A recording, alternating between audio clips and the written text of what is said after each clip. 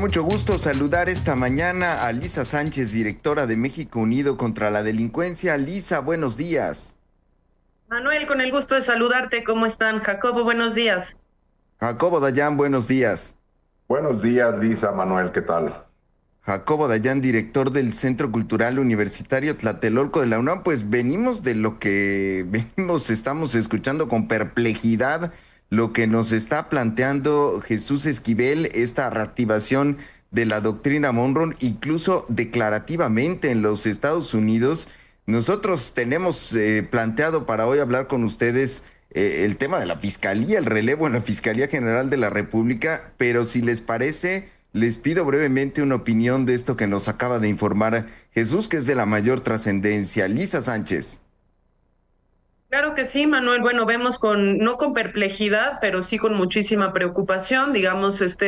recurrir nuevamente a lo que se dijo muy bien Jesús hace un momento, al imperialismo norteamericano, para volver a atender, digamos, de alguna manera la visión que tienen los estadounidenses sobre el rol que juega el hemisferio occidental y particularmente América Latina, con un enfoque tremendamente injerencista en materias de seguridad. Y decimos que es preocupante, no porque no tengamos clarísimo que América Latina, que es la región más violenta del mundo y una de las más desiguales del mundo, tiene problemas importantes de seguridad y tiene problemas importantes de corrupción y de impunidad. Lo decimos por la manera en la que esto se está conceptualizando también teóricamente, y si me permites, pues ahí ahondaría en el principal punto que me parece importante, y es Estados Unidos desde la presidencia Trump 1 hasta ahora, dado el desgaste que tuvo conceptualmente y políticamente su estrategia anterior de injerencia en seguridad en América Latina, en países como Colombia,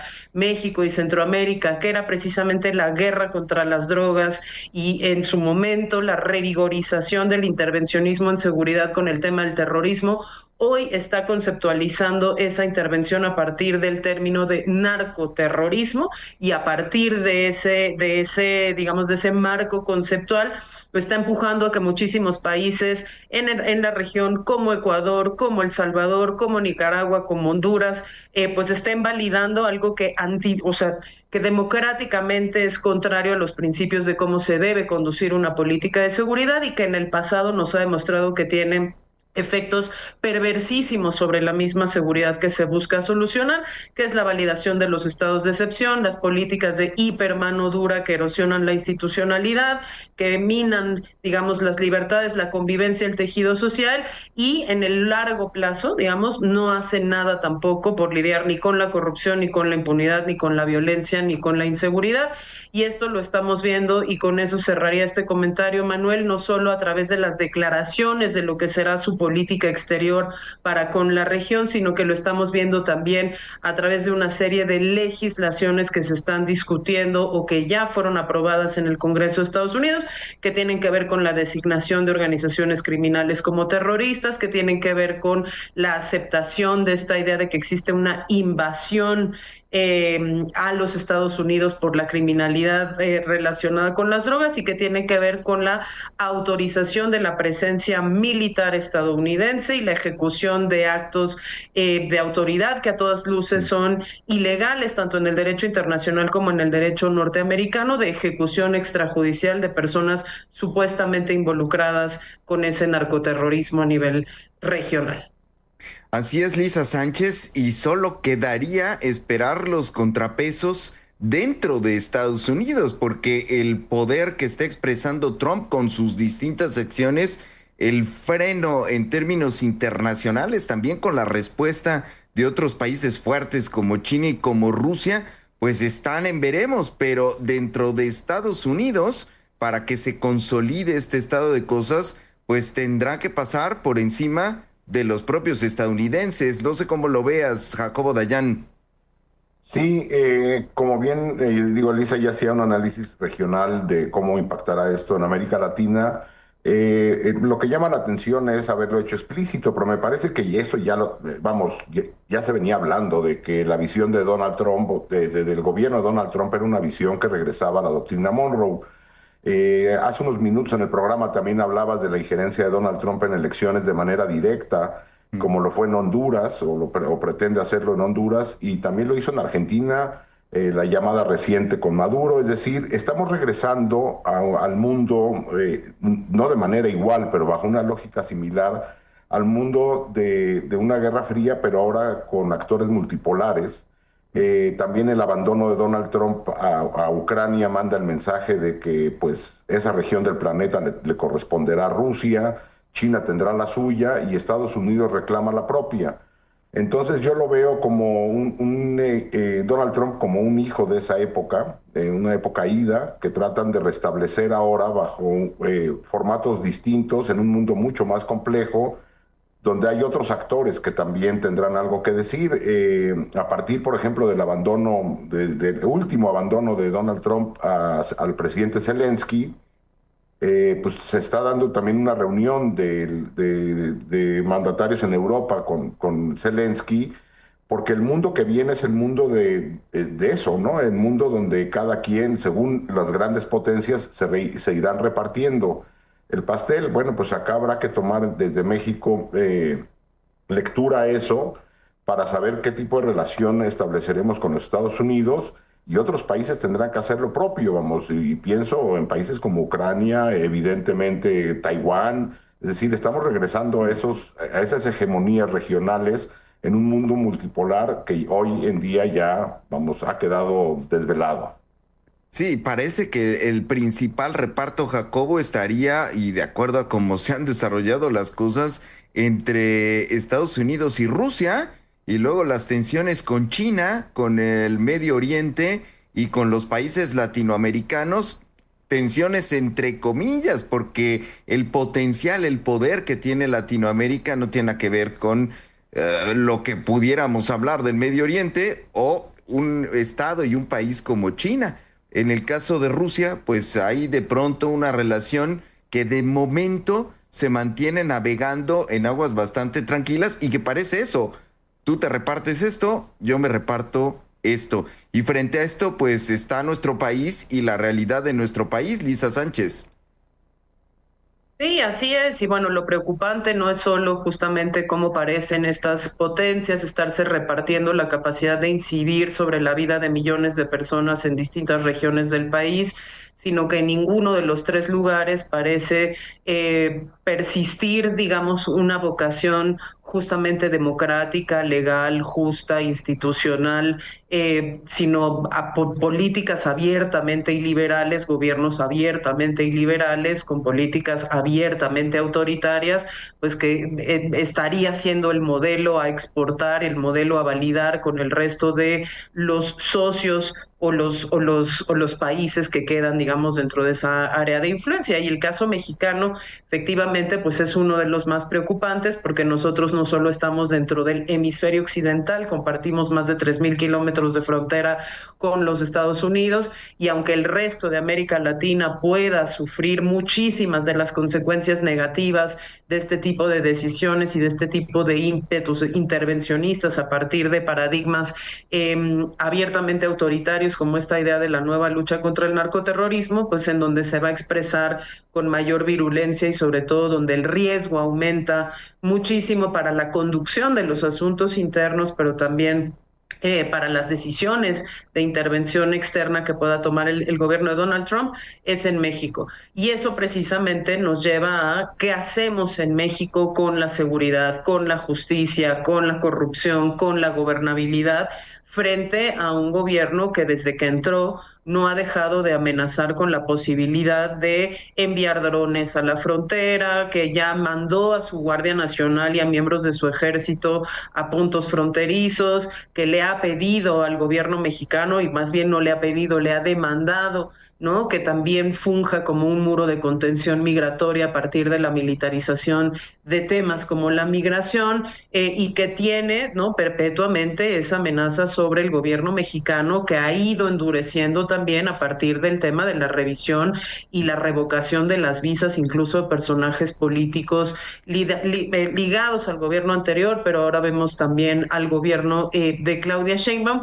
y ahí es en donde a nosotros los mexicanos nos tiene que importar no solo por el tema de intervencionismo y de integridad territorial, que digamos ya son los mínimos de la paz de Westfalia, ¿no? De lo que significaba el concierto de las naciones, el hecho de que un país no pudiera intervenir y violar la integridad territorial de otro, sino sobre efectivamente pues el diseño institucional, estratégico y operativo que se está haciendo sobre el tema de seguridad. Y ahí pues lo que pasó desde finales de la semana pasada y ha sucedido durante toda esta semana, que es el relevo de la fiscalía, pues es sin duda una de las cosas que nos tienen que preocupar. Y si quieres, pues entramos ya aquí con mi querido Jacobo al análisis de lo que nos sucedió toda esta semana, que no es menor, considerando que a quien removieron de su puesto y a quien nombraron para ocupar ese puesto, pues es el encargado de defender el interés de la sociedad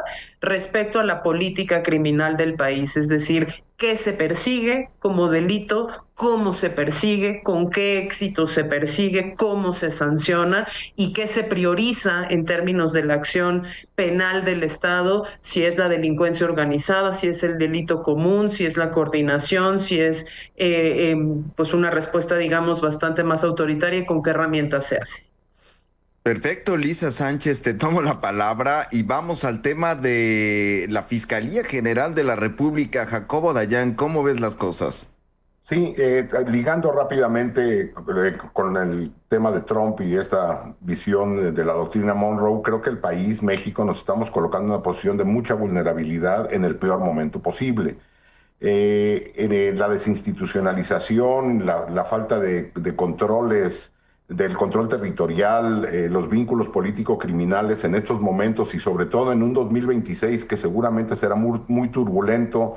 porque Donald Trump tiene la urgencia de revertir las opiniones que hay sobre su mandato y seguramente tendremos un primer semestre muy turbulento con un Donald Trump muy activo por las elecciones intermedias de los Estados Unidos, porque si quiere implantar esta visión tendrá algunos meses para poder solidificar y tratar de revertir, repito, las tendencias negativas que hay en los Estados Unidos sobre la opinión sobre su gestión. Entrando a la Fiscalía General de la República, evidentemente a nadie sorprende o a nadie se lamenta por la salida de Gertz Manero. Es un tipo con un pasado muy oscuro y una acción igualmente lamentable. Y me parece que desde el principio del sexenio quedó claro, incluso con una reforma a la ley de la Fiscalía que se hizo para beneficiar los intereses o la visión de Gertz Manero sobre la Fiscalía y no al interés de la sociedad o de las víctimas, particularmente con un pleito que hubo contra la Comisión Nacional de Búsqueda. Otro elemento que también cabe resaltar en este recambio muy sucio que hubo en la Fiscalía es de que en todos estos años el Congreso siguió sin pedir cuentas a la Fiscalía. Es decir, la Fiscalía puede operar como ha estado operando en buena medida porque no hay controles políticos y jurídicos desde la Constitución lo marca y en el actuar político desde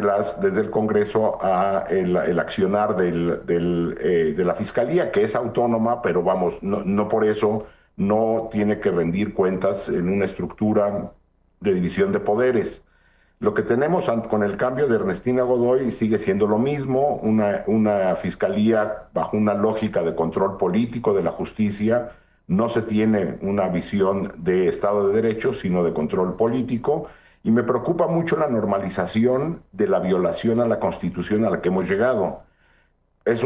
otro personaje que renuncia, según esto, por una causa grave, y la causa grave es que le ofrecieron una embajada, como en su momento fue la renuncia de Arturo Saldívar, recordemos, o la renuncia de Medina Mora en la Suprema Corte, donde la causa grave jamás apareció.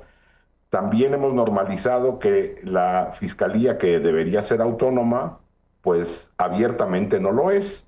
ni con Gertz Manero y mucho menos con Ernestina Godoy.